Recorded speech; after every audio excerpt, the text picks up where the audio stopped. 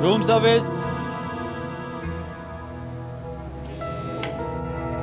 साहब उठिए, 8 बज गया। आपने कहा था ना जगा देना, कोई जरूरी काम है ना।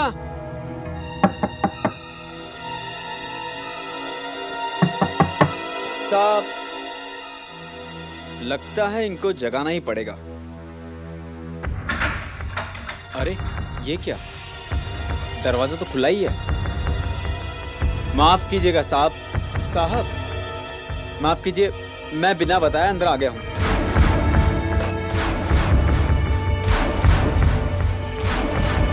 खून खून खून हो गया। अरे खून हो गया, खून।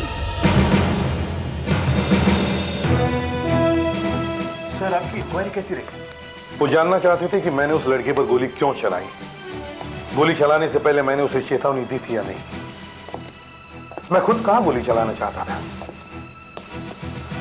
वो तो सर मैं कल हॉस्पिटल गया था, उस लड़के की तबीयत अब बेहतर है। Thank God. और हॉस्पिटल से उसे कल छुट्टी भी मिल जाएगी। मेरी इंक्वायरी तो 3-4 महीने और चलेगी। Hello, ACP Pradyuman. सर मैं होटल एमेजोन से बोल रहा हूँ। यहाँ पर कमरे में अभी अभी 2 लाशें मिली हैं। तो इनका कोई जरूरी काम था जो इन्होंने तुम्हें 8 बजे जगाने के लिए कहा था? जी साहब, इन्होंने 8 बजे जगाने के लिए कहा था और 8:30 बजे की टैक्सी भी मंगवाई थी। सर इन्होंने अपना नाम मिस्टर और मिसेस भूपेंद्र सहगल लिखवाया है। पुणे से आए हैं 5 दिन पहले, लेकिन कोई पता नहीं छोड़ा है। पता नहीं लिखवाया? क्यों? पता नहीं सर।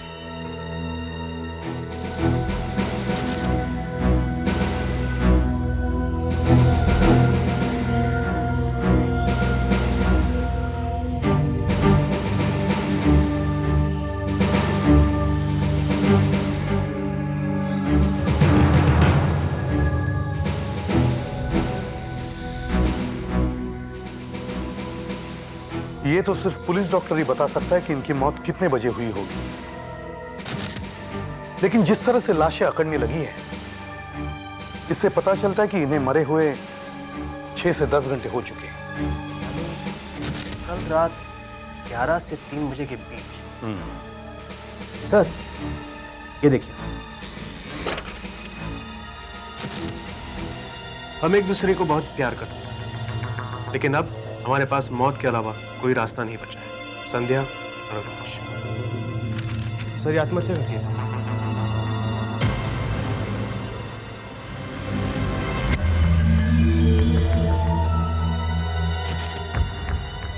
ये नींद की गोलियों की शीशी खाली है। ये सॉफ्ट ड्रिंक और ये शराब की बोतल। शायद इन दोनों ने नींद की गोलियां शराब और सॉफ्ट ड्रिंक में मिलाकर पी ली है। पुनः ये आत्महत्या है सर। ये आत्महत्या की चिट्ठी टाइप की है। ये टाइपराइटर ये यहां होटल में क्या कर रहा है?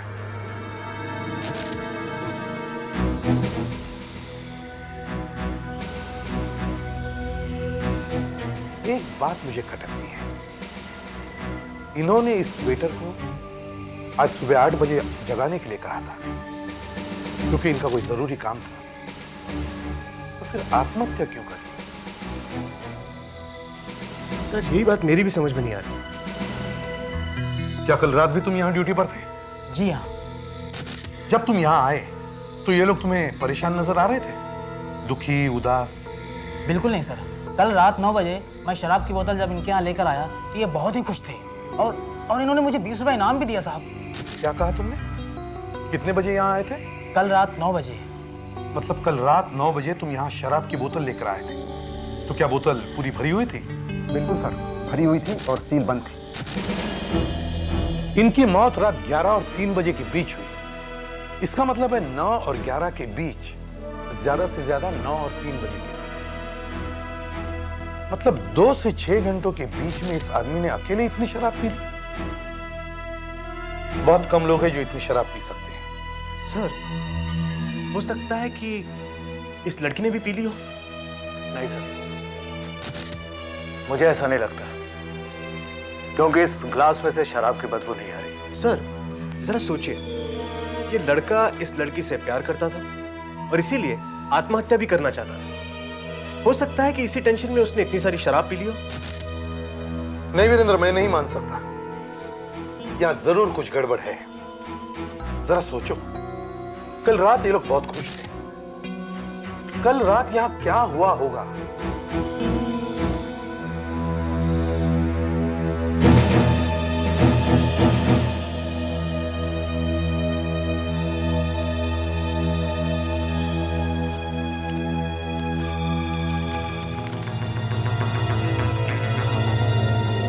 सर, ये देखिए सर। ये तो इसी लड़की की फोटो है। हमारी लड़की संध्या 8 फरवरी से लापता है। उसकी खबर देने वाले को 5,000 रुपए का नगद इनाम। कृपया इस टेलीफोन नंबर पर संपर्क करें, 85205001। लड़की का पता मिल गया। वीरेंद्र, लाशें पोस्टमार्टम को भिजवा दो और इस रूम को सील करो। इसके माँ बाप को खबर पहुंचा दो। Yes sir. ये सब उस कमीने अविनाश की वजह से हुआ है।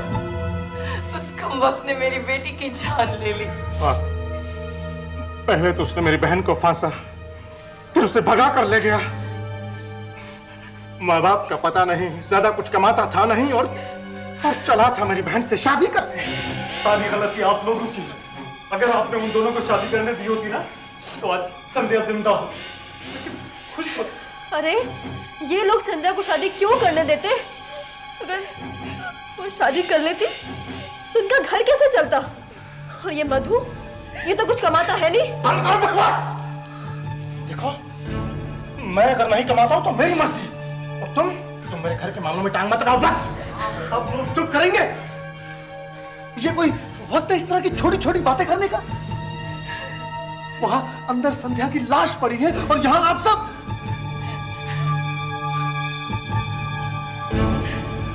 देखिए, मैं इन सब की तरफ से आपसे माफी मांगता हूं।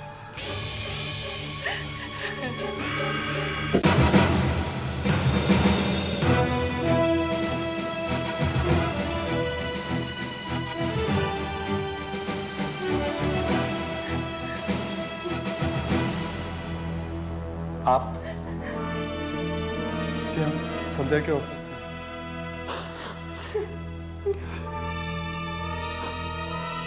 एक्सक्यूज मी सर, क्या मैं जान सकता हूं कि हमें लाश कब तक मिलेगी? आई एम सॉरी, मैं आपका दुख समझ सकता हूं, लेकिन आपको ज्यादा देर इंतजार नहीं करना पड़ेगा। जांच पूरी होते ही आपको लाश मिल जाएगी। मैं जानता हूं ये वक्त नहीं है आपसे कुछ सवाल करने का, लेकिन अगर आपकी इजाजत हो तो मैं आपसे कुछ पूछना चाहता हूं। सर, जब संध्या ही नहीं रही तो कुछ पूछने का फायदा क्या? वो जिंदा होकर वापस तो नहीं आ जाएगी ना? आपने अखबार में संध्या को ढूंढने के लिए इश्तिहार दिया था, साथ में इनाम की भी घोषणा की थी। हाँ, पर क्यों? जब आपको पता चला कि संध्या होटल में है, तो क्या आप में से कोई उसे वहां मिलने गया था जिस रात उसका खून हुआ था? नहीं था, बिल्कुल नहीं। हमें तो पता ही नहीं था वो कहाँ है।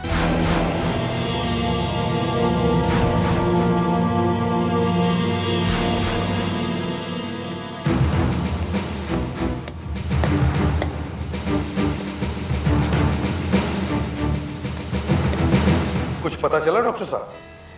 हाँ, इन दोनों की मौत रात को करीब 12 और 1 के बीच में हुई होगी। मतलब मेरा अंदाजा सही निकला कि मौत रात के 11 और 3 बजे के बीच में हुई है, लेकिन मौत की वजह क्या हो सकती है? दोनों की मौत नींद की गोलियां खाने की वजह से हुई है।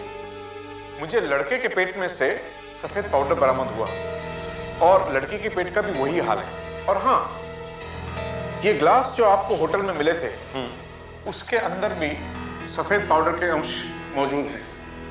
इसका मतलब ये होता है कि इन्होंने ड्रिंक्स के अंदर नींद की गोलियां मिला करके इनकी मौत हुई है। तो क्या दोनों ने शराब पी थी? नहीं, लड़के ने शराब पी थी, मगर लड़की ने सिर्फ सॉफ्ट ड्रिंक पिया था। आप बता सकते हैं लड़के ने कितनी शराब पी थी? हाँ, मैं वही देख रहा था। मगर आपने कहा था कि लड़के ने आधे से ज्यादा बोतल शराब पी है। हाँ, क्यों? नहीं, ये मुमकिन नहीं है। क्यों? मैं लड़के के खून की टेस्ट कर रहा था कि इसके खून के अंदर कितना अल्कोहल है, और ये टेस्ट करने के बाद मुझे पता चला कि इसके खून के अंदर 0.15 ग्राम %, मतलब कि 150 मिलीग्राम % शराब है। उसका मतलब ये होता है कि इसने सिर्फ 3 पैग शराब पी होगी, जबकि पूरी बोतल के अंदर 13 पैग शराब आती है। क्या आप ये यकीन से कह सकते हैं डॉक्टर साहब? बिल्कुल, 100%। तो बाकी की शराब कहां गई? किसने पी?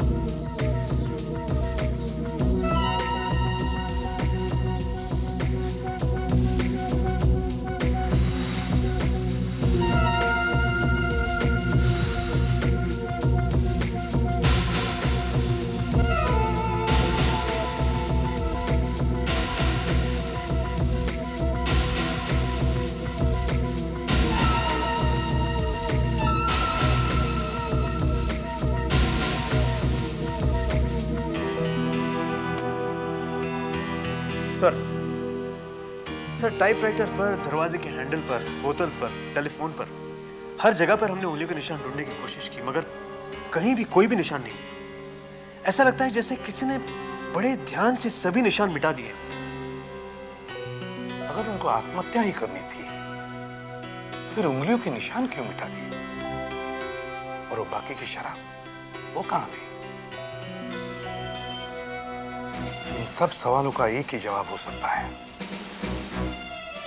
इस कमरे में कोई तीसरा व्यक्ति भी मौजूद था। सर अब देखिए, इस ग्लास पर कवर है और इस ग्लास पर कवर नहीं है। इसका मतलब इसको किसी ने इस्तेमाल किया है, मगर इस पर भी किसी की उंगलियों के निशान नहीं है। मतलब उस तीसरे व्यक्ति ने इस ग्लास में उनके साथ बैठकर शराब पी होगी और फिर उन दोनों के ग्लास में नींद की गोलियां डाल दी होगी। हो सकता है सर। फिर उनकी मौत के बाद शायद उसने इस ग्लास को साफ करके बाकी के ग्लासों के साथ वापस रख दिया होगा। फिर इस टाइपराइटर पर उसने आत्महत्या की चिट्ठी टाइप की होगी और फिर हर जगह से अपनी उंगली के निशान मिटा दिए होंगे। सर ये सब उसने इसलिए किया ताकि हमें ऐसा लगे कि उन दोनों ने आत्महत्या की है, जबकि खून उसी ने किया है। हमें उस तीसरे व्यक्ति को ढूंढना होगा।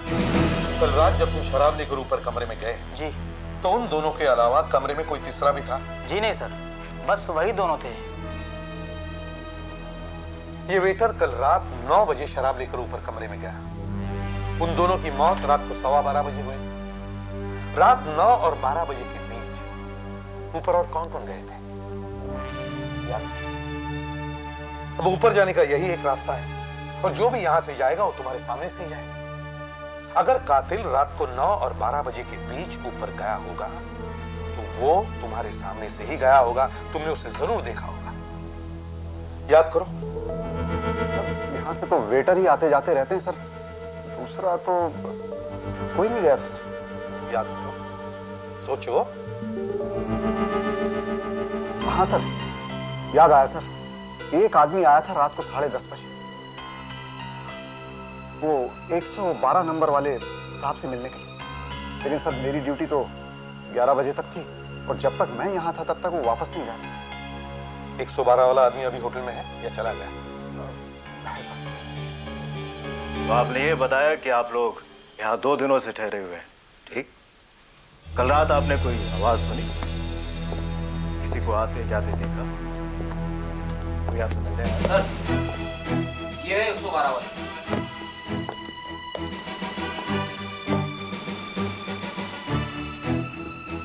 कल रात आपसे कोई मिलने आया था 10 साढ़े 10 बजे के आसपास? जी हाँ। कौन? वो मेरे मामा का लड़का था। उसे पता चला कि मैं शहर में आया हूँ तो मिलने चले आया। कितनी देर तक आपके साथ रहा वो? ये कोई 1 घंटे तक, 11 साढ़े 11 बजे तक बस। ठीक है, उसका नाम और पता दीजिए, उसके साथ बात करनी होगी। Okay sir.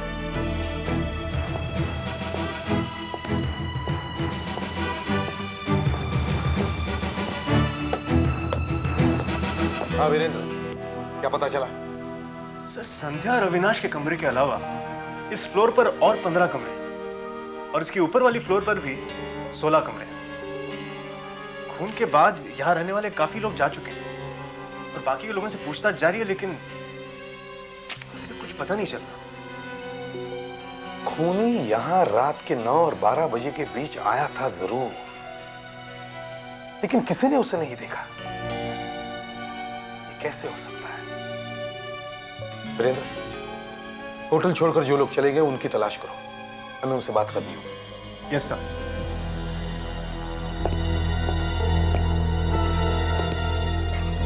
तुमने कहा था कि तुम्हारी ड्यूटी कल रात 11 बजे खत्म हुई थी? जी सर। उसके बाद में ड्यूटी पर कौन आया था? वो एक नाइट क्लर्क है सर, रात का रिसेप्शनिस्ट। उसकी ड्यूटी तो रात को 11 बजे शुरू हुई। 1 मिनट, हो सकता है कि खूनी रात 11 बजे के बाद आया हो। मुझे लगता है मुझे इस नाइट क्लर्क से बात करनी चाहिए।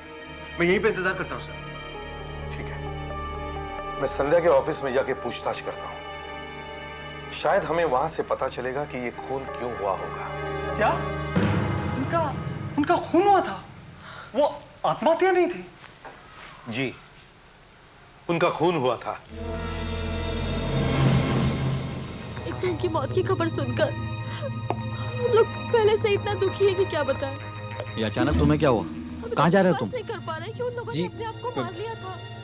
मेरी वो तबीयत ठीक नहीं है, खून की मैं बात, बाथरूम जा रहा हूँ। वो दोनों इतने अच्छे थे। बाथरूम जा रहा हूँ? कोई उन्हें क्यों मारेगा? आप सभी लोग संध्या के साथ काम करते हैं, मेरा मतलब है थे। इसलिए आपसे कुछ सवाल पूछना चाहता हूं। क्या संध्या की शादी के बारे में आपको पता था? जी हाँ। आप? जी, मैं यहाँ का बॉस। संध्या ने हमें पनवेल से फोन भी किया था उनके मरने से पहले, हमें अपनी शादी में बुलाने के लिए। तो क्या आप शादी में गए थे? जी, मैं तो नहीं जा सका था क्योंकि मुझे दिल्ली जाना था। हाँ, बाकी सबके बारे में मैं कुछ कह नहीं सकता। आप में से कोई गया था? नहीं सर, संध्या ने ऑफिस से किसी और को नहीं बुलाया था। क्यों? क्योंकि उसे इस बात का डर था कि उसकी शादी के बारे में सबको पता न चल जाए, खासकर उसके भाई मधु को, क्योंकि वो मधु से बहुत डरती थी। अच्छा। वो तो उसके नाम से भी कांपती थी। और जब मधु को संध्या और अविनाश के बारे में पता चला तो उसने उन दोनों को जान से मार डालने की धमकी भी दी थी। इसलिए दोनों को भागकर शादी करनी पड़ी। अच्छा, और कोई जिसकी संध्या के साथ दुश्मनी या फिर ऑफिस में किसी के साथ पुराना चक्कर, अफेयर? अरे नहीं सर, संध्या ऐसी लड़की थी ही नहीं। मुझे तो अभी तक विश्वास नहीं हो रहा कि किसी ने संध्या का खून कर दिया है। Hello, just hold the line please. Sir आपका फोन है।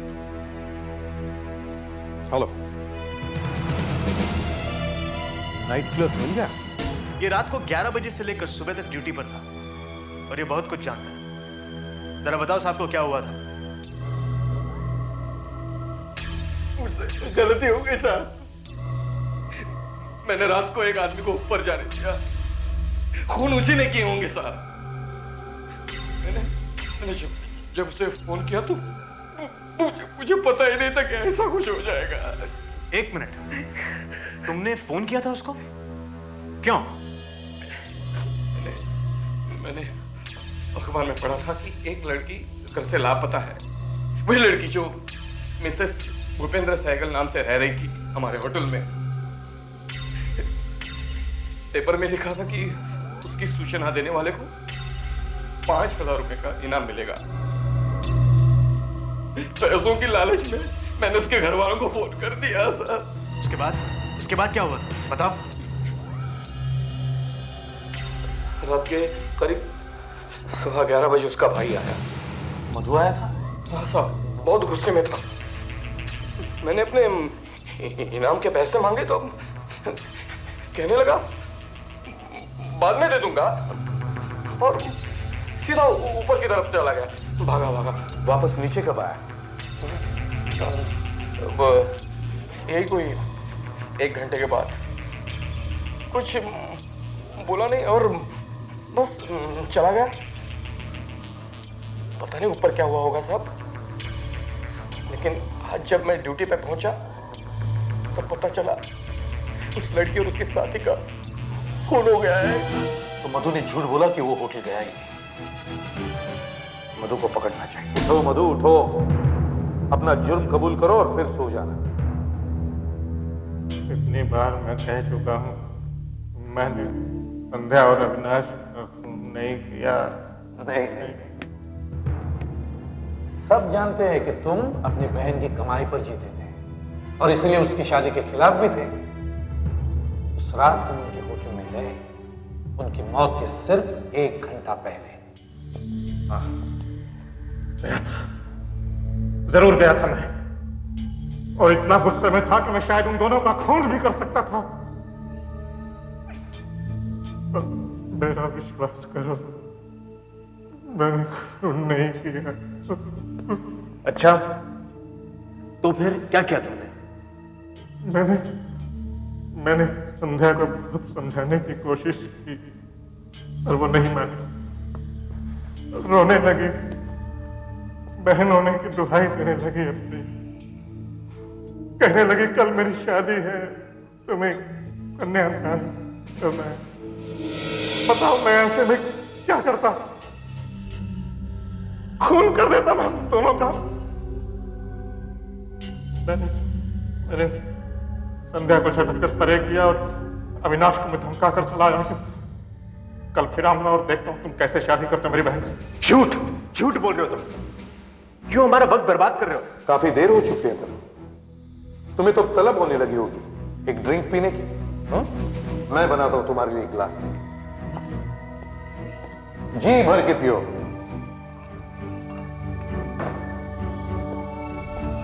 और मुझे सब सच सच बताओ। लो पियो। नो, मैं पीता नहीं सर। हाँ, शर्माओ नहीं, मैं सब जानता हूं। तुम्हें शराब और जुए का कितना शौक है? नहीं, मैं पहले पीता था लेकिन अब नहीं पीता हूं सर। हाँ, तुम पीते हो, लो पियो। उस रात की तरह जिस रात तुम संध्या और अविनाश के साथ बैठे थे उनके होटल में, आधी बोतल शराब पी गए थे तुम और फिर उनके ग्लास में नींद की गोलियां डाली थी। लो पियो। मैंने शराब पी थी? हाँ, पी थी। क्यों भूल गए? पूरी आधी बोतल पी गए थे तुम? नहीं, ये हो ही नहीं सकता। क्यों नहीं हो सकता? क्योंकि मैं पहले पीता था, लेकिन 6 महीने से मेरा लीवर खराब है और डॉक्टर्स ने कहा है कि मैं 1 पैक भी पीऊंगा तो मर जाऊंगा। आप मेरा चेकअप करवा सकते हैं किसी भी डॉक्टर से। शराब पीना मेरे लिए बिल्कुल मना है। अगर मैंने ये गिलास पी लिया तो मैं मर जाऊंगा। तुम अब भी झूठ बोल रहे हो। ठीक है, आप लोगों को विश्वास नहीं हो रहा है, मैं पी कर दिखाता हूं। मेरी मौत से शायद आपको विश्वास हो जाए कि मैं अपनी बहन का कातिल नहीं हूं। रुक जाओ मधु, रुक जाओ।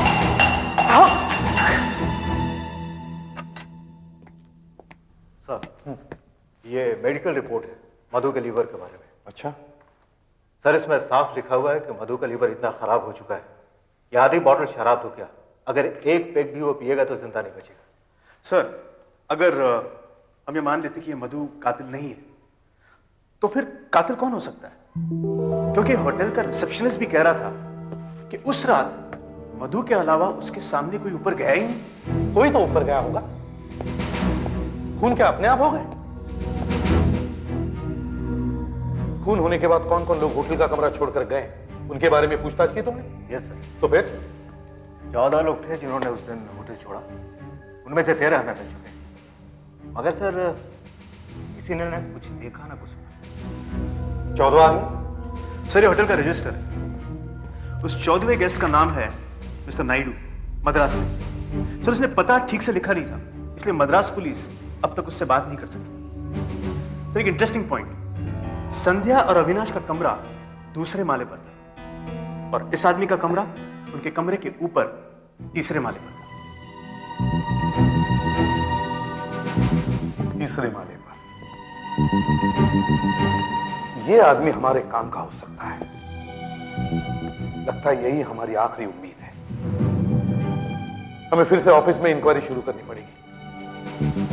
संध्या के सब दोस्त वगैरह वही हैं।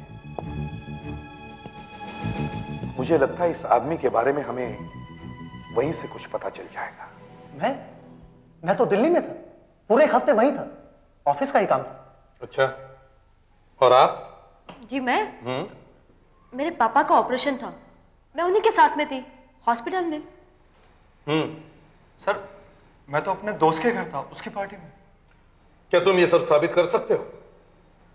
वीरेंद्र, बाद में इनकी बातों को चेक करना कि वाकई ये तीनों संध्या की शादी में गए थे या नहीं। ठीक है। अब सवाल ये उठता है कि अगर उस रात ये तीनों संध्या से नहीं मिले तो फिर कौन मिला उसे? एक बात है सर, पता नहीं आपसे कहनी चाहिए या नहीं, और हो सकता है उससे कोई फायदा भी ना हो, पर करीब 6 महीने पहले संध्या ने इसी ऑफिस के एक आदमी की मुझसे शिकायत की थी, रतन की, कि वो उसे काफी परेशान करता है। परेशान करता था? कैसे?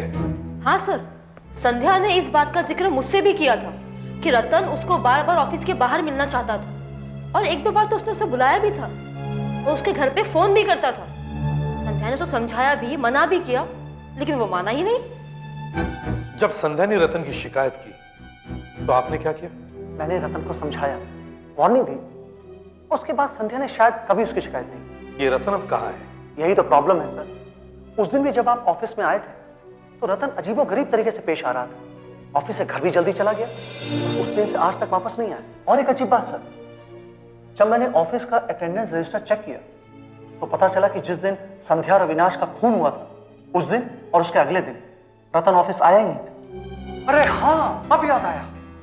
जिस दिन संध्या ने मुझे फोन किया था अपनी शादी में बुलाने के लिए, उसका फोन मैंने यही लिया था और रतन वहां बैठा था। शायद उसने सारी बातें सुन ली होंगी। तुम्हारे पास रतन का पता होगा? मुझे दो। आप रतन के मकान मालिक हैं और आपको ही पता नहीं वो कहाँ है? मैंने कहा ना, 2 दिन से वो घर पे नहीं आया। घर पे नहीं आया? जी। यहाँ से कुछ सामान लेकर गया है? पता नहीं, रोज की तरह सुबह घर से निकला था लेकिन वापस नहीं आया, न जाने कहां चला गया। अब तो आदत सी बन गई उसे रात रात घर से गायब रहने की।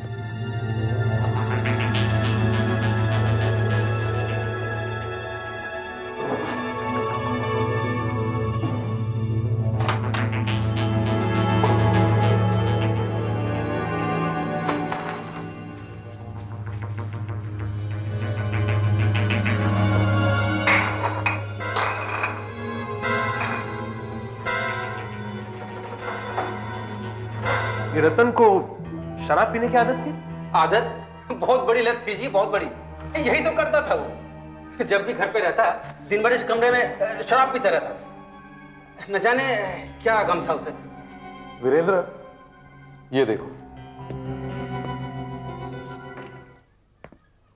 सर, हमने संध्या के बॉस प्रकाश का बयान चेक किया। ठीक है? ये सब ठीक है। वो खून के दौरान दिल्ली में था। हमने उसके दिल्ली के आने जाने के प्लेन के टिकट्स भी चेक किए, सब ठीक है। और सतीश और आशा? सर वो दोनों भी सच बोल रहे थे। सर मुझे लगता है कि ये तीनों खून की रात संध्या के होटल के आसपास भी नहीं थे। और अब वैसे भी ये बात तो साफ हो गई है कि रतन ही कातिल है। बस एक बार हमें वो मिल जाए। मैंने सभी पुलिस स्टेशन को खबर कर दी, उसके हुलिये के बारे में, यहां तक कि उसकी मोटरसाइकिल का नंबर भी दे दिया, MHE 012073। सर इस वक्त सारे शहर की पुलिस उसकी तलाश कर रही है। जहां भी होगा हम उसे ढूंढ निकालेंगे। अरे ये शटर कैसे खुला हुआ है? कौन है अंदर? कौन है? कौन है अंदर? अरे मैं बोल रहा हूं, कौन है? अरे ये आदमी अंदर क्या कर रहा है? और ये शराब की बोतल? कौन हो भाई? ओ भाई कौन हो तुम? कौन हो? खून! खून! पुलिस! सर, रतन की बॉडी हमें एक वीरान मिल के गोदाम में से मिली। इतनी बड़ी मिल खाली पड़ी और वहां पर वॉचमैन भी एक दो ही है। मुझे लगता है कि ये वहां पर एक दो दिन से छुपा हुआ था। इसकी मौत भी वैसे ही हुई है जैसे अविनाश और संध्या की हुई थी। इसके पेट से भी नींद की गोलियां और शराब बरामद हुई हैं। मतलब और एक सुसाइड हो सकता है। और उसकी जेब से यह नोट मिला है। मैं संध्या से प्यार करता था और जब मैंने सुना कि संध्या और अविनाश शादी करने वाले हैं तो मैंने उन्हें मार डाला। Now I have no reason to live. मैं भी अपनी जान ले लूंगा। I am taking my own life. Ratan sir, शायद रतन पहले से जानता था कि हम उस तक पहुंचने ही वाले, इसलिए उसने ऐसा किया है। मुझे लगता है कि अब ये केस की फाइल हम बंद कर सकते हैं। वो तीसरा आदमी रतन ही है। लगता तो यही है, फिर भी हम ये लिखाई चेक करेंगे। ऐसा करो, तुम रतन के ऑफिस जाओ और उसका लिखा हुआ कोई पेपर लेकर आओ। हम इस लेटर को उस पेपर के साथ मिलाकर देखेंगे। क्या? रतन ने आत्महत्या कर ली है? जी। हे भगवान, एक और आदमी की जान चली गई। आपको रतन की लिखाई का नमूना चाहिए ना? जी हाँ। सतीश, रतन के ड्रॉर में एक्सपोर्ट्स की फाइल है, जरा देना।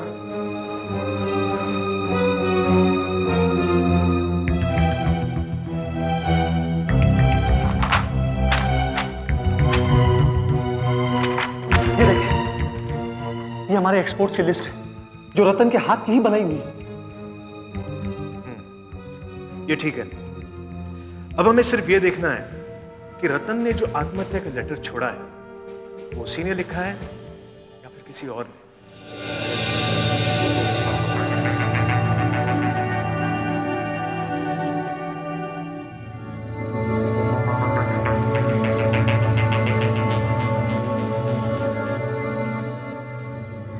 ये देखो, इस वाई के लूप को देखो, मतलब मोड़ को देखो।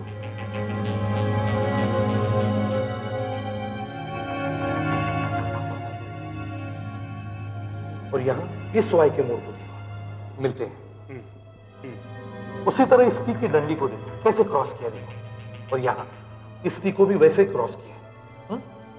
वैसे इस आई को देखो।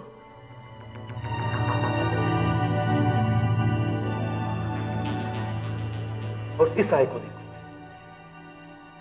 बिल्कुल एक जैसे हैं। ऐसे इसमें और 20 बातें हैं जिससे यह पता चलता है कि ये दोनों एक ही आदमी ने लिखी है। मैं भी तो यही कह रहा था सर कि ये आत्महत्या की चिट्ठी रतन ने ही लिखी है। मामला बिल्कुल सीधा है सर। अब हम ये फाइल बंद कर सकते हैं। लेकिन मुझे यह समझ में नहीं आ रहा कि उस होटल के रिसेप्शनिस्ट ने कहा कि उसने सिर्फ मधु को ऊपर जाने दिया, तो फिर रतन ऊपर कैसे पहुंचा? और फिर खून करके वो वापस खिसका कैसे? उस रिसेप्शनिस्ट ने उससे देखा कैसे? सर, हो सकता है कि उस रिसेप्शनिस्ट की आंख लग गई हो या फिर उस वक्त वो बाथरूम गया हो। शायद। फिर भी तुम एक काम करो, हमारे पास रतन की फोटो तो है ना? जी हाँ सर।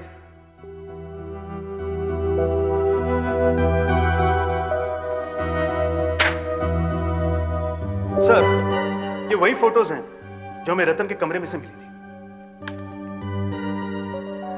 और ये है वह ऑफिस की पिकनिक वाली फोटो। और ये रहा रतन। ये फोटो तुम होटल लेकर जाओ। जी सर। उस रिसेप्शनिस्ट को दिखाओ, वहां काम करने वाले लोगों को भी दिखाओ। हो सकता है उनमें से किसी ने कत्ल की रात रतन को वहां देखा। आपको खूनी का पता चल गया है? लगता तो ऐसा ही है, लेकिन अभी भी जरा सा शक बाकी है। मैं आप लोगों को एक फोटो दिखाना चाहता हूं। इसमें बहुत सारे लोग हैं। आप मुझे यह बताइए कि इनमें से संध्या के अलावा आपने किसी को भी यहां होटल में देखा है? ध्यान से देखिए। अरे ये तो वही आदमी है। वही है। आपको यकीन है? हाँ हाँ, यही। इसका मतलब है खूनी यही है। आप लोगों के लिए एक अच्छी खबर है। संध्या और अविनाश के खूनी का पता चल गया है। रतन ने ही किया है ना तुम? हम रतन की फोटो लेकर होटल गए थे। वहां के स्टाफ ने उसे पहचान लिया। कत्ल की शाम रतन को उन्होंने होटल के बाहर देखा था। मगर एक बात हमारी समझ में नहीं आ रही थी कि होटल के क्लर्क ने रतन को होटल के अंदर आते हुए या होटल के बाहर जाते हुए क्यों नहीं देखा? क्योंकि गलती हमारी थी। गलती? कैसी गलती? कातिल होटल के बाहर से नहीं आया था, बल्कि वो होटल के अंदर पहले से ही मौजूद था। आइए देखते हैं कि क्या हुआ होगा। खूनी को पता चलता है कि संध्या और अविनाश दोनों होटल में हैं, और फिर वो भी उसी होटल में एक दिन पहले ही कमरा ले लेता है और वहां रहने लग जाता है। मगर दूसरी रात जब सब अपने अपने कमरों में होते हैं, कातिल कमरा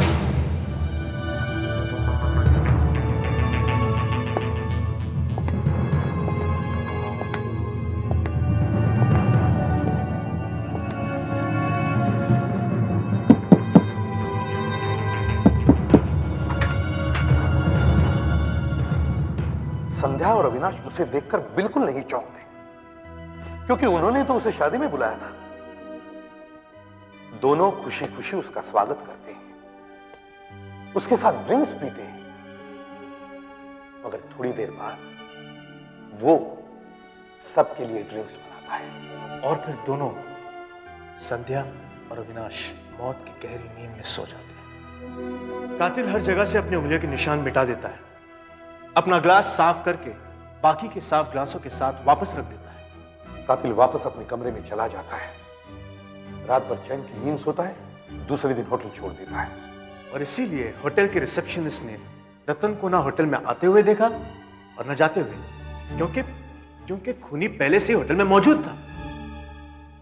मद्रास से कोई मिस्टर नायडू होटल में ठहरे हुए थे उसी दिन, जिन्हें हम ढूंढ नहीं सके। और कातिल वही मिस्टर नायडू था। इसका मतलब रतन ने ही मिस्टर नायडू के नाम से होटल में कमरा लिया था। हम रतन की एक फोटो लेकर होटल में गए ताकि होटल का स्टाफ उसे पहचान सके, और उन्होंने उसे एकदम पहचान लिया, एक सेकंड में उसे पहचान लिया। नायडू। संध्या और अविनाश का कातिल पकड़ा गया, नायडू पकड़ा गया। नायडू पकड़ा गया। ये आप सब लोग क्या कह रहे हैं? मैं तो उस वक्त दिल्ली में था। हाँ, तुम दिल्ली गए जरूर थे, मगर अगली फ्लाइट से मुंबई वापस।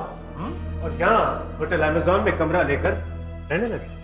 संध्या और अविनाश का खून करने के बाद तुम अगली सुबह दिल्ली वापस चले गए, वहां अपना काम खत्म किया और वापस मुंबई। तुम दिल्ली के जिस होटल में ठहरे थे वहां हमने पूछताछ की। तुम 3 दिनों के लिए होटल से गायब थे। नहीं, तो सब पता चल गया। अब बताओ, ये खून तुमने क्यों किए?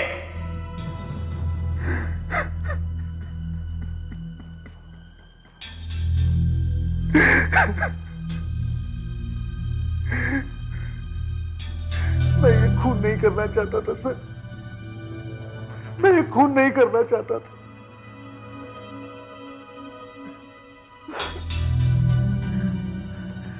मैं संध्या से बहुत प्यार करता था सर, और अविनाश से मिलने से पहले वो भी मुझसे बहुत प्यार करती थी।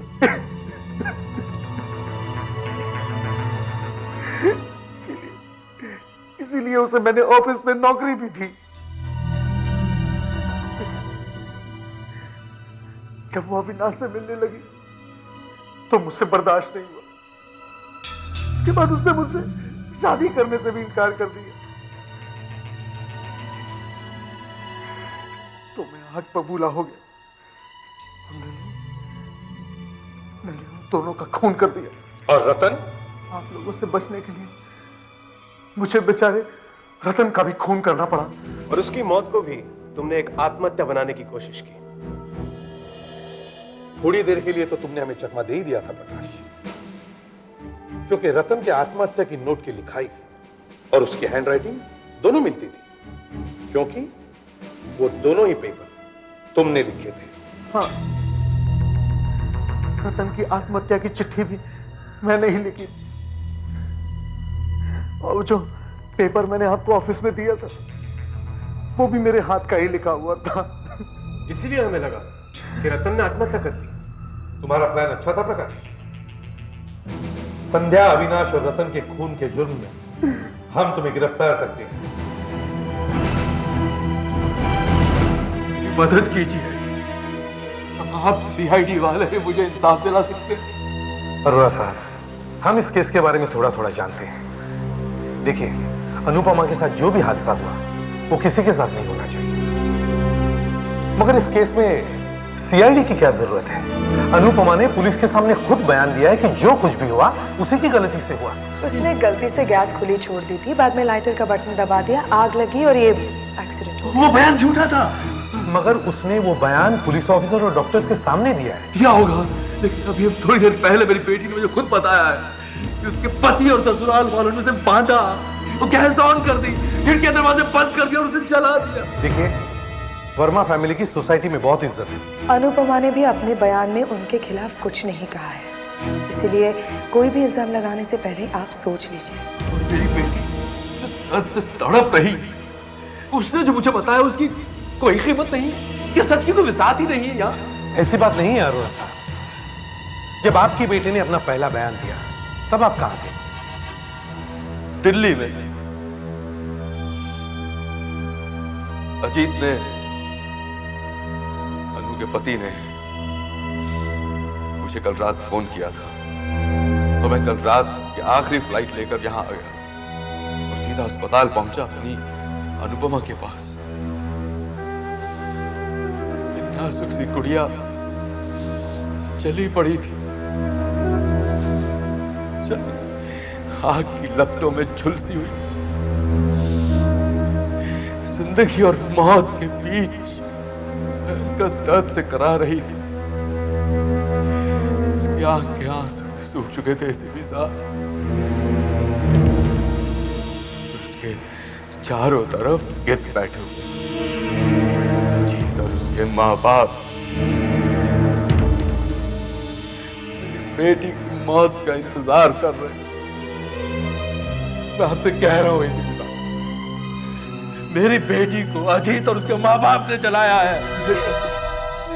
देखिए क्या हाल कर दिया मेरी बेटी का।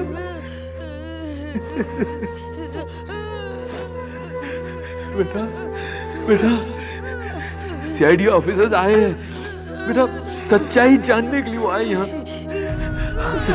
सच सच बता दे इन्हें भगवान, जो कुछ ने मुझे बताया इन्हें बता दे बेटा, यही मौका है इन जालिमों को सजा दिलाने का बेटा। हाँ बेटा बोल, बेटा अनुपमा, बेटा क्या क्या हो रहा है बेटा?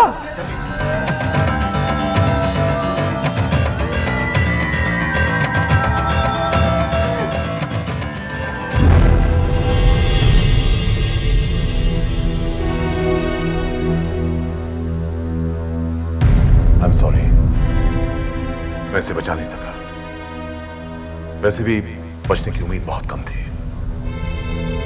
मैं बॉडी पोस्टमार्टम के लिए भिजवा देता हूं। मुझे आपसे कुछ बातें पूछनी है। आप मेरे ऑफिस में आ जाइएगा बाद में।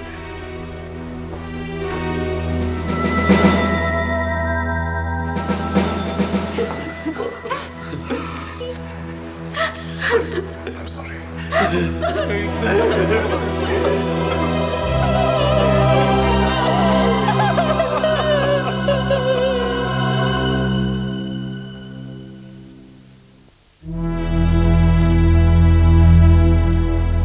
अनुपमा को आपने खुद एडमिट किया था? जी हाँ, कल दोपहर को। कौन आया था उसके साथ? उनके पति और सास ससुर। और कोई था? उनके साथ उनका पड़ोसी था शायद, कोई मिस्टर पोद्दार। पड़ोसी? जी, उनके साथ वाले बंगले में रहता है शायद। आपने जब अनुपमा को एडमिट किया था कितने बजे थे? यही कोई 3:30-4 बजे होंगे।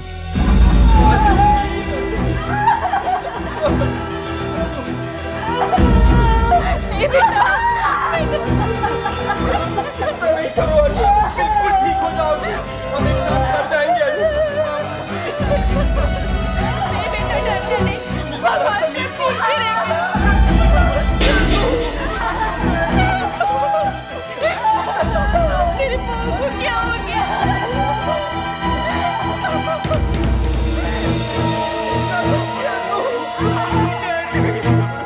ये सब कैसे हुआ? डॉक्टर साहब, शायद गैस खुला छोड़ दिया था, फिर जैसे ही लाइटर जलाया एकदम आग लग गई, बेचारी जल गई। डॉक्टर साहब मेरी पत्नी को बचा लीजिए डॉक्टर साहब, प्लीज। कितना भी पैसा खर्च हो, आप खर्चे की बिल्कुल परवाह नहीं कीजिए, मेरी पत्नी को बचा लीजिए प्लीज डॉक्टर साहब। हम पूरी कोशिश करेंगे, लेकिन देखिए आप सब हमें अपना काम करने दें प्लीज। आप लोग बाहर जाइए प्लीज। डॉक्टर साहब प्लीज मुझे यही रहने दीजिए डॉक्टर साहब, मैं कुछ बात ही रहना चाहता हूँ डॉक्टर साहब, प्लीज। आप प्लीज बाहर चलिए, प्लीज प्लीज चलिए प्लीज चलिए।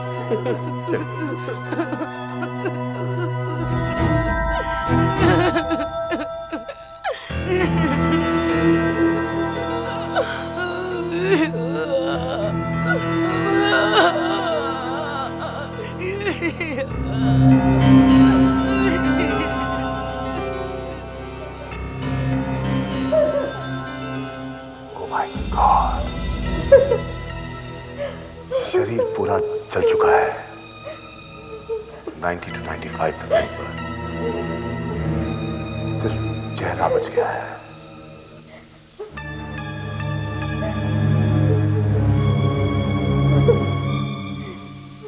कॉटन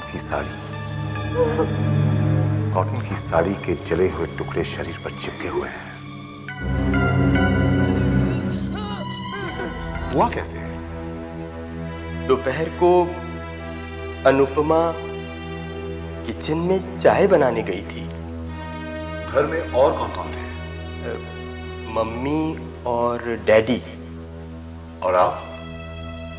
मैं उस वक्त फैक्ट्री में था कि चिल्लाने की आवाज आई। उसकी चीख सुनकर मम्मी डैडी उसकी मदद को दौड़े।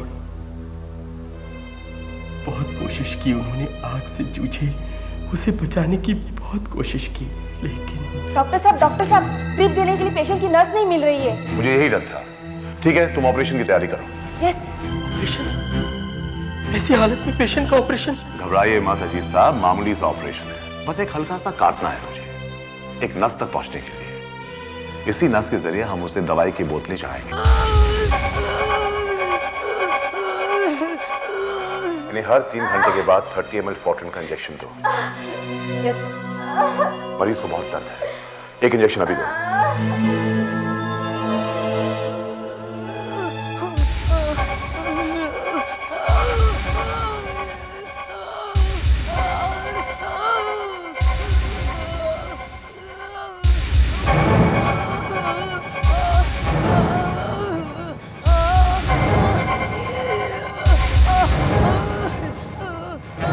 अभी तक अरोरा साहब के इल्जामों को साबित करने का एक भी सबूत हमें नहीं मिला है। मगर सर इस तरह के एक्सीडेंट तो होते ही रहते हैं। अगर कोई नींद से उठ के सीधे किचन में जाके गैस जलाए तो वो शायद गैस को खुला भी छोड़ सकता है। क्या तुमने कभी गैस को खुला छोड़ा है? ऐसी बात नहीं है, मेरा मतलब ये है सर, अगर दूध उबल के छलक जाए तो गैस का चूल्हा बुझ जाता है और हमें पता तक नहीं चलता और गैस लीक होती रहती है। ऐसे में एक्सीडेंट होना स्वाभाविक है सर। हाँ, मगर अब अनुपमा के साथ एक्सीडेंट हुआ है या उसके पिता का इल्जाम सच है? मिस्टर अरोरा के इल्जामों के बावजूद भी अनुपमा के ससुर ने उन्हें घर पे बुलाया है, लेकिन मिस्टर अरोरा ने उन्हें बहुत गालियां दी, बहुत बेइज्जत किया। अनुपमा का पहला बयान किसने लिया था? Sub inspector Shailesh Kumar sir. Shailesh Kumar. Yes sir. Anupama के जलने की खबर तुम्हें किसने दी? डॉक्टर साठे ने दी थी सर। क्यों? वर्मा परिवार में से किसी ने भी आपको नहीं बताया था? नहीं, लेकिन मैंने वर्मा साहब के बारे में डॉक्टर साठे से पूछा था। उन्होंने बताया कि वो सब लोग दवाइयां लेने के लिए गए हुए हैं। बयान के वक्त अनुपमा किस हालत में थी? बहुत ही दर्दनाक हालत में थी सर।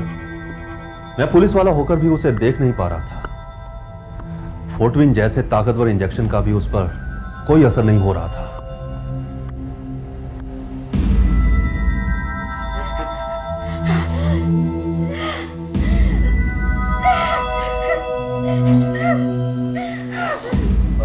अनुपमा, क्या आप बताएंगे कि ये कैसे हुआ सब? हाँ मेरी बच्ची, इन्हें सब कुछ बता दो। डरो नहीं बेटा, हम सब तुम्हारे पास खड़े हैं। देखो देखो, अजीत भी तुम्हारे पास खड़ा है। अनु, जब तक मैं तुम्हारे साथ हूँ तुम्हें कुछ नहीं होगा। मैं बचा लूंगा तुम्हें। हाँ अनु।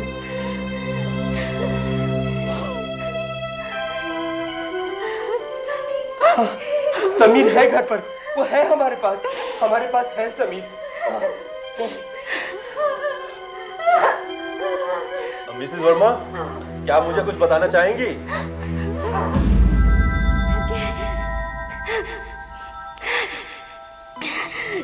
दोपहर के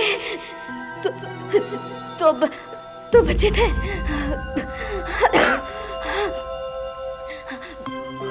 मम्मी डैडी अपने कमरे में सो रहे थे।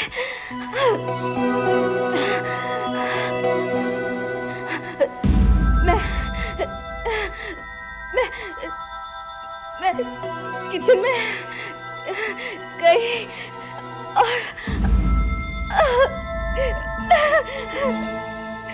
और मैंने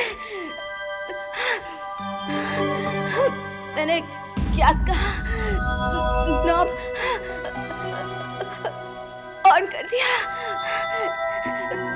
तभी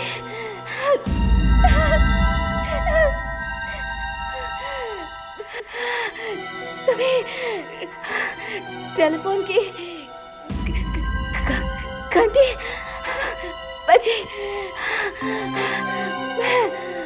मैं लाइटर लेकर टेलीफोन उठाने भागी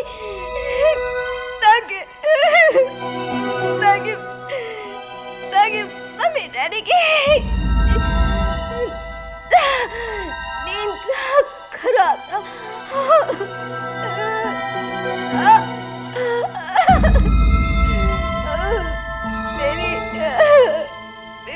मेरी सहेली का फोन था।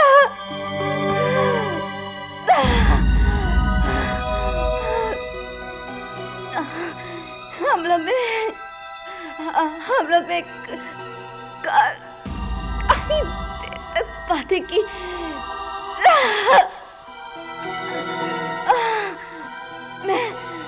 मैं किचन में गई और जैसे ही मैंने लाइटर जलाया तो चारों तरफ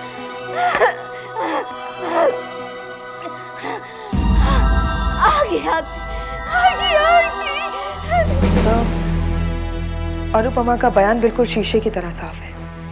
मगर उसके पिता का कहना है कि उसने एक दूसरा भी बयान दिया था, बिल्कुल अलग। सर, जब उसने पहला बयान दिया था वो सबके सामने दिया था, और जब उसने दूसरा बयान दिया था तब वहां मिस्टर अरोरा के अलावा और कोई था ही नहीं। सर, मैं ये पता लगाने की कोशिश कर रही हूँ कि वर्मा और अरोरा में कोई जाती दुश्मनी तो नहीं थी। क्या तुम ये कहना चाहती हो कि अरोरा वर्मा को फंसाने की कोशिश कर रहा है? नहीं सर, मैं तो सिर्फ ये सोच रही हूँ कि शायद ऐसा हो सकता है। मिस्टर अरोरा, हमें अफसोस है कि हम वर्मास के खिलाफ एक भी सबूत जुटा नहीं पाए हैं। सच तो यह है कि आपकी बेटी पुलिस के सामने एक बयान दे भी चुकी है, और वो भी तब जब उसका आखिरी समय आ गया था। कहते हैं कि मरते वक्त कोई झूठ नहीं बोलता। सर, क्या उसे मालूम था क्या वो बयान देने के बाद मर जाएगी? क्या? एक मिनट, क्या कहा आपने? हाँ, क्या कहा आपने? हाँ, क्या उसे मालूम था कि वो मरने वाली है? तो बेचारी सोचती होगी कि वो ठीक हो जाएगी, अपने बेटे के पास जाएगी।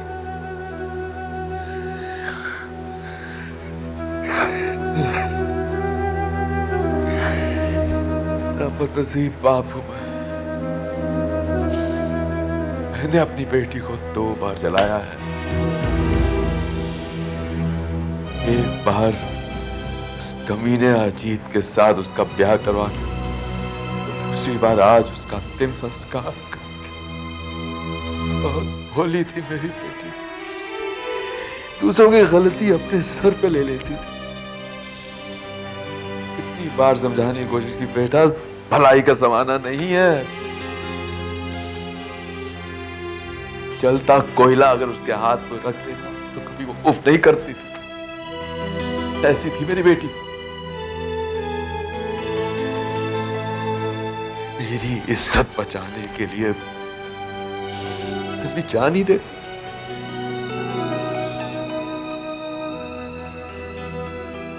आप भी एक औरत हैं, आप शायद मेरा दर्द समझ सकती हैं। आपकी बहन के साथ अगर ऐसा कुछ होता तो क्या इसी तरह चुप बैठी रहती?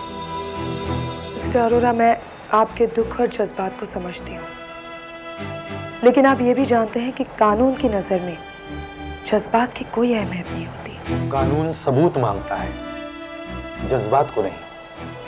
और कानून आपसे ये भी पूछेगा कि आपकी बेटी ने अपने पहले बयान में झूठ क्यों बोला।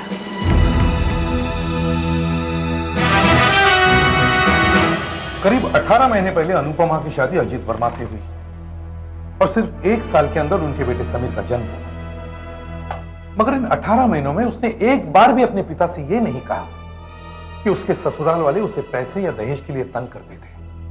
लेकिन सर, मिस्टर अरोरा ने खुद ही बताया है कि वो कभी भी शिकायत नहीं करती थी। क्या तुमने वर्मा परिवार के दोस्तों या पड़ोसियों से पूछताछ की कि अनुपमा की उसके ससुराल वालों से कैसी जमती थी? सर, हर औरत की कोई ना कोई सहेली तो होती है जिसे वो सुख दुख की दिल की बात कर सके, लेकिन शादी के बाद के 18 महीनों तक, 1.5 साल तक अनुपमा की ऐसी कोई सहेली बनी ही नहीं।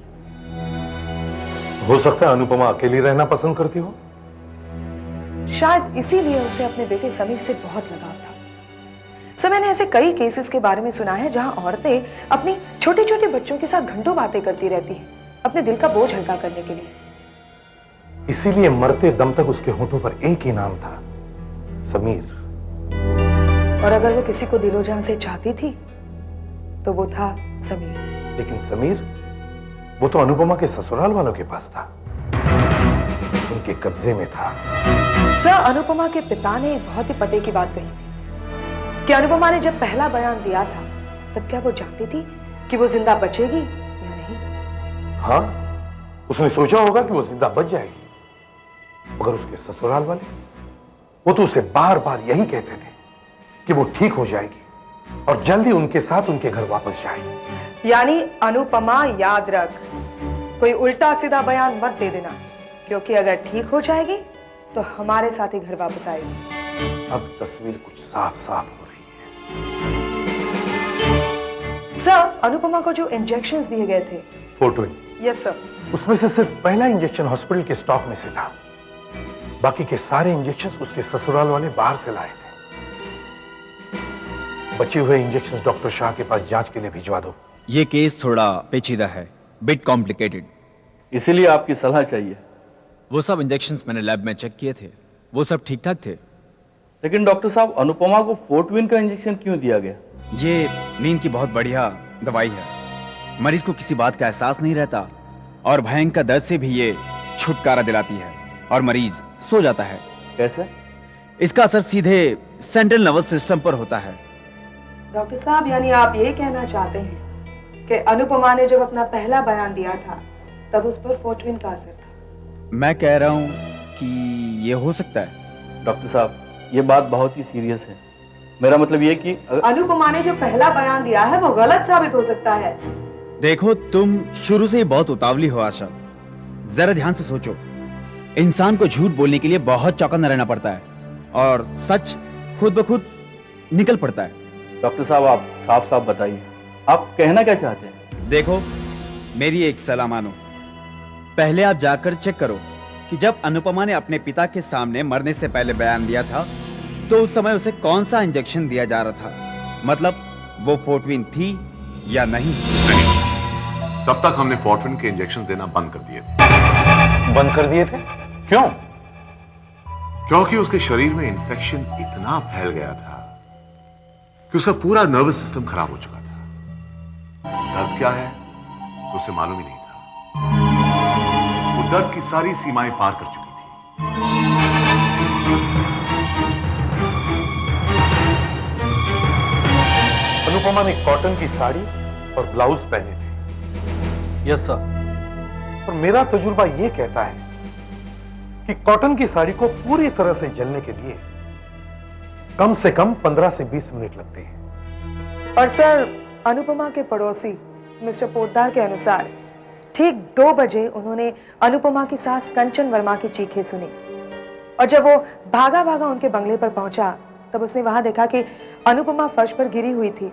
उसके कपड़े बुरी तरह से जल चुके थे और उन पर पानी भी फेंका जा चुका था। यानी अनुपमा को जले हुए 20 मिनट हो चुके थे। इतनी देर में उसे बचाने के लिए उसके सास ससुर ने क्या किया होगा? कुछ किया भी कि नहीं?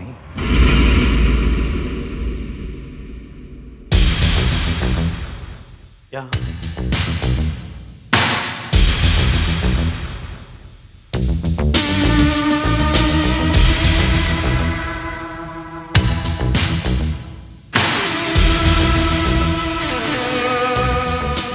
अनुपमा कहां खड़ी थी?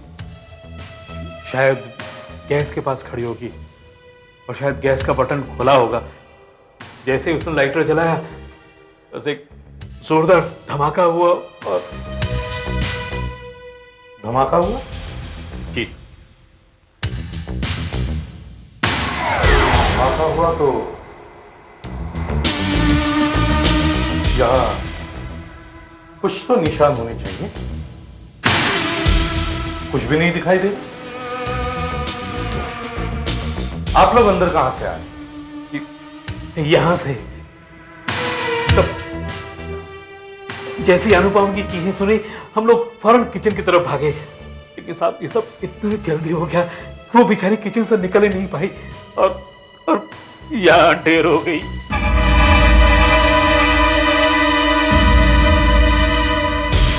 आपने कुछ तो किया होगा उसको बचाने के लिए। जी किया ना, मैं फौरन पानी की तरफ भागा और यूं ये नल खोल दिया और इस तरह पानी भर भर कर मैं उसके ऊपर धड़ाधड़ डालता रहा।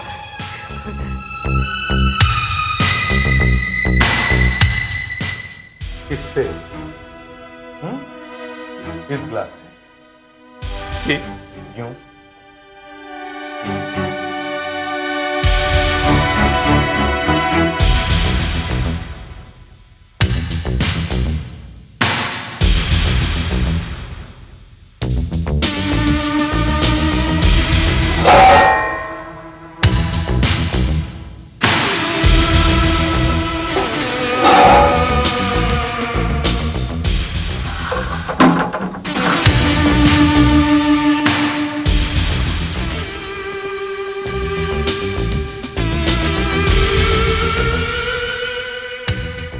ये पानी यहाँ किस लिए है?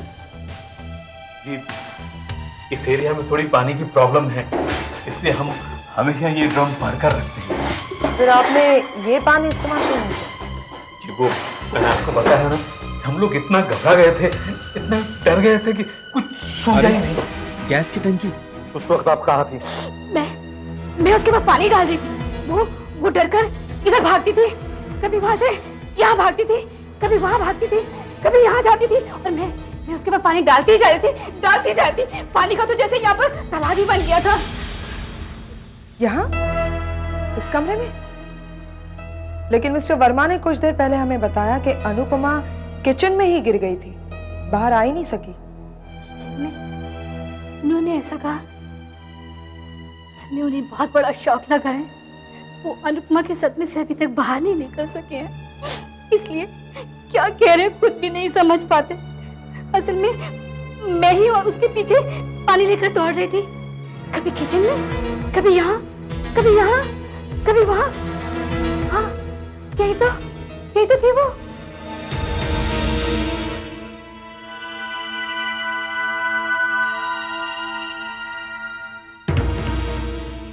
यहाँ?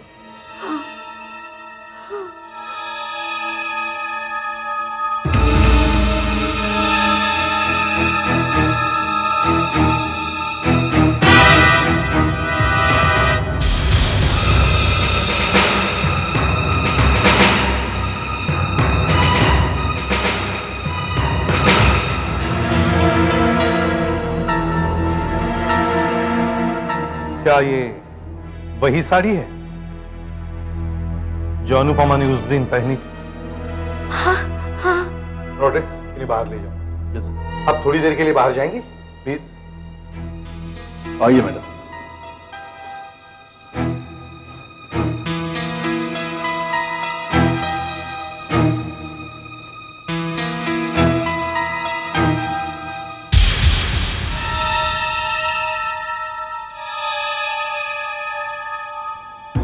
तो ये निशान कैसा है? सर, ऐसा निशान तो बाहर की दीवार पर भी मिला है। और ये साड़ी का टुकड़ा, ये भी यहां मिला था। ऐसा हो सकता है कि अनुपमा यहाँ छुप गई होगी और जब बाहर निकल रही होगी या अगर उसे खींचा गया होगा तो उसकी साड़ी यहाँ अटक गई होगी। और सर, हो सकता है इस पर केरोसिन भी फेंका गया हो। केरोसिन? सर, एक बात और है। आग लगने के बाद अनुपमा अगर इस कमरे में आई होती तो यहाँ पर जलने के कुछ तो निशान मिलने चाहिए। ये फर्नीचर या कालीन कुछ तो जरूर जल गया होता। हाँ, यहाँ तो कुछ नहीं है। मगर एक बात है, अगर वो इस कमरे में आई होती तो यहां से आई होती, कमरे में कैसे पहुंची?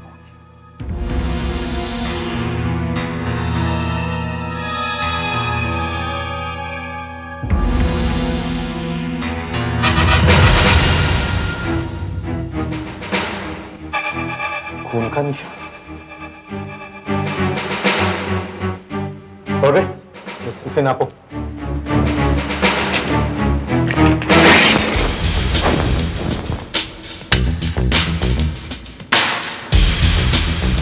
पांच foot 2 inch. 5 foot 2 inch. Anupama की हाइट क्या है? 5 फुट 4 इंच सर। अच्छा, हम एक एक्सपेरिमेंट करके देखते हैं।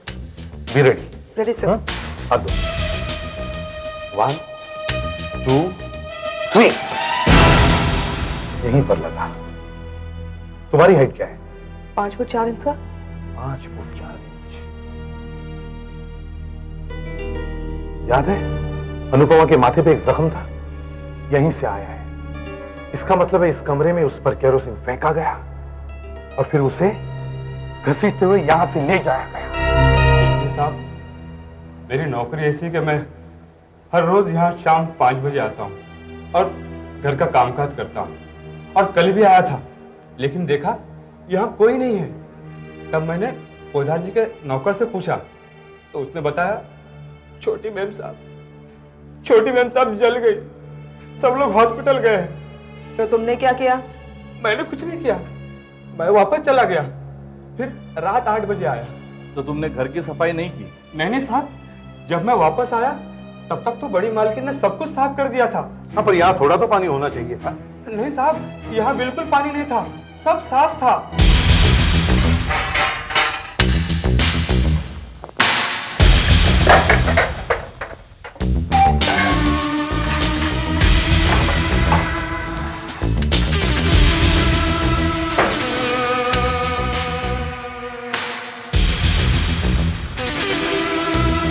दो बज रहे सर, 2 बज रहे। जब अनुपमा को आग लगी तब 2 ही बजे थे ना, है ना? जी। और आपने इसी नल में से पानी फेंका था? हाँ, लेकिन उस दिन पानी आ रहा था, आज ये केरोसिन आपके किस काम आता है? ये तो सबको रखना पड़ता है ना, कभी गैस चली जाती है तो जरूरत पड़ती है। मिसेस वर्मा, हमने आपका कार्ड चेक किया है। आपके पास तो 2 सिलेंडर्स हैं, एक यहाँ और दूसरा स्टोर रूम में।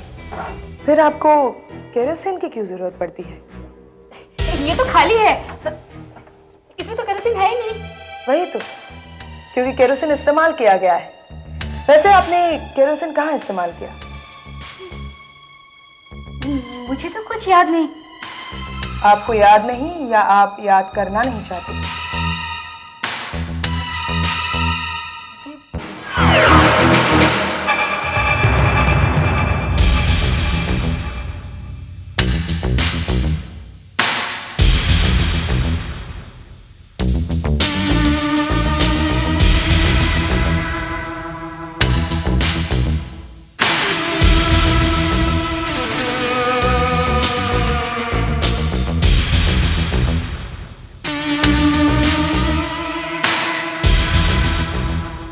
जरा कुछ देना।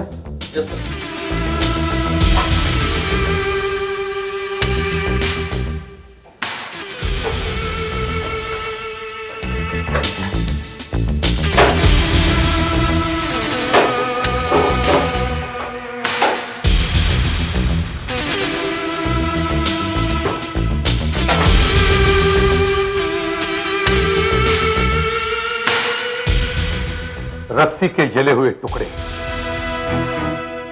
ये यहां कैसे? ये रस्सी कैसे जली? ये मुझे नहीं मालूम। ताज्जुब है, आपके किचन में हमें रस्सी के जले हुए टुकड़े मिलते हैं और आपको मालूम नहीं? आप कहां थे जब अनुपमा को आग लगी? जी मैं अपनी फैक्ट्री में था, मुझे वहां पर फोन आ गया था। फैक्ट्री पास में ही है? जी हाँ, बिल्कुल यहीं। आप लोगों की बातों पर यकीन नहीं हो रहा मिस्टर वर्मा? क्या हम झूठ बोल रहे हैं? आप सच भी तो नहीं बोल रहे हैं? आप तो अनुपमा के पिता की तरह बात कर रहे हैं। क्योंकि हम सच को नजरअंदाज नहीं कर सकते मिसेस वर्मा। मिस्टर वर्मा, आपने कहा कि अनुपमा की साड़ी जल गई और थोड़ी देर में वो जमीन पर गिर पड़ी। और मिसेस वर्मा, आपने बताया था कि अनुपमा इस कमरे में आई थी और आप उस पर लगातार पानी डाल रही थी और कमरे में पानी ही पानी था। जबकि आपके नौकर बालू का कहना है कि कमरे में पानी का नामो निशान नहीं था, कमरा सूखा और साफ था।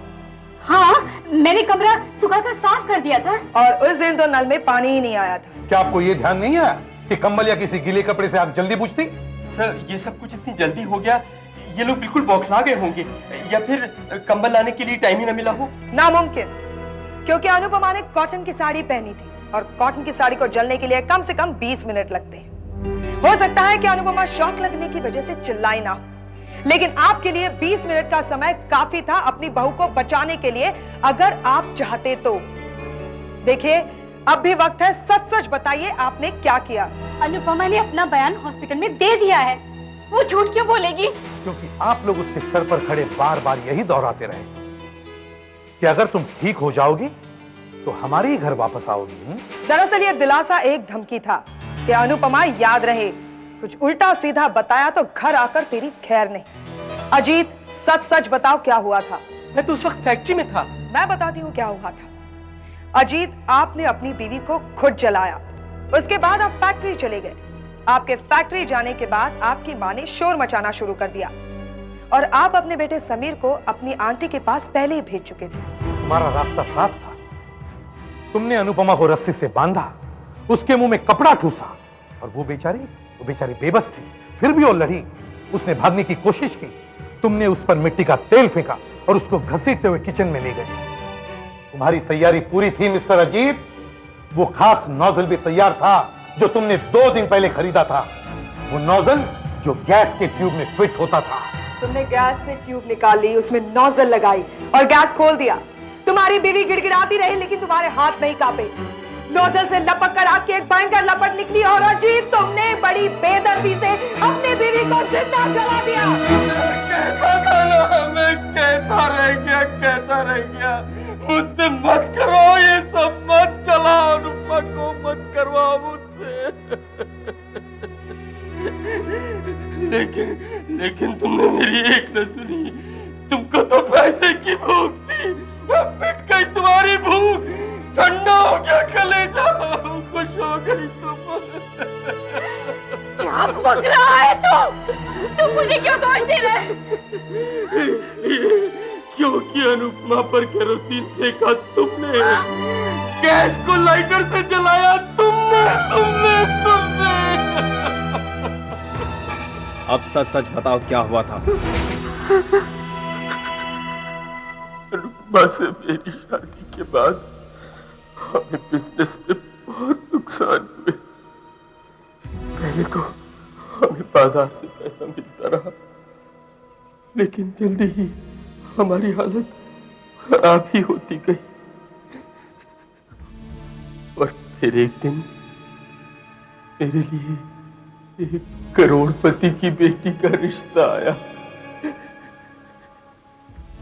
लड़की को अर्धांग था, दोनों पैरों से बेकार थी, चल फिर नहीं सकती थी, लेकिन बहुत अमीर थी। उसका बाप हमारे बिजनेस में 15-20 करोड़ रुपए तो यूं ही लगा सकता था। ललचा गई और कहने लगी, अनुपमा से मेरी शादी को खत्म करना ही होगा। समझ में नहीं आ रहा था अनुपमा का क्या करें। फिर हमने उसे जलाने का प्लान बनाया। उस दिन मैं फैक्ट्री से दोपहर 12:30 बजे लौटा। सब तैयारी हो चुकी थी। 2 दिन पहले ही मैं गैस की ट्यूब में लगाने के लिए नोजल ले आया था। मम्मी डैडी ने उसे बांध दिया और मैंने उसके मुंह में कपड़ा ठूस दिया। वो चीखती रही, चिल्लाती रही, हाथ छुड़ाकर बाहर भागी। बाहर के कमरे में पहुंचते ही मम्मी ने उसके बदन पर तेल डाल दिया और उसे खींचकर अंदर ले आई और वहां उसके पैर बांध दिए। वो रोती रही, चीखती रही, चिल्लाती रही। हमने उसे जला दिया। वो हमारी आंखों के सामने झुलस कर जल गई। हम इंसान नहीं, हम राक्षस हैं, हैवान हैं, जानवर हैं, हम इंसान नहीं हैं। CID के और भी मजेदार और सस्पेंस से जुड़े एपिसोड्स को देखने के लिए हमारे चैनल को सब्सक्राइब करें और बेल आइकॉन दबाना ना भूलें।